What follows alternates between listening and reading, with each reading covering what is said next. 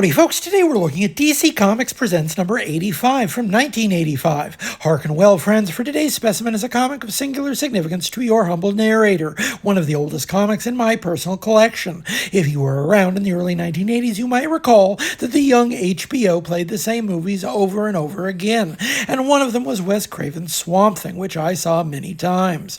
The old school creature feature made a big impression, enough so that I obviously gravitated towards Swamp Thing again when I saw his book on the racks. The problem is, of course, the Swamp Thing comic they were publishing in the mid-80s wasn't really appropriate for children, so despite the movie being a slightly hokey rubber monster affair, the comic book was soon judged too intense for a small child, and thereby banned from the house. In hindsight, my parents called it right. Only one issue of Swamp Thing survived that purge, and it's not hard to see why. It was the Superman team-up in the pages of DC Comics Presents, written by the same writer who was pushing Swamp Thing's regular book to new heights.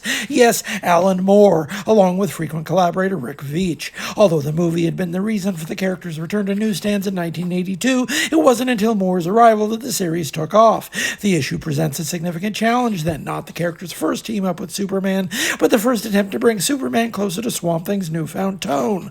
A genuine horror story, in other words. Considering that this was still a Comics Code-approved series, Moore had his work cut out for him. The cover offers a taste, with Superman looking every bit as demented and dangerous as Veitch's own later Max Immortal, and the story within fulfills the promise by offering a brief glimpse of the most horrifying concept of all: Superman out of control, sick and hallucinating the ghosts of Krypton's extinct fauna, a danger to himself and others. At its core, the premise is actually a fairly traditional Superman story. Someone finds a rock from Krypton with a strange alien fungus. It doesn't pose any danger to humans, but the merest exposure threatens Superman's health. Superman starts to lose his mind and believes he's going to die, so he drives south, desperate, in an actual car, until he just happens to find perhaps the one person on the planet who can help him, the Swamp Thing.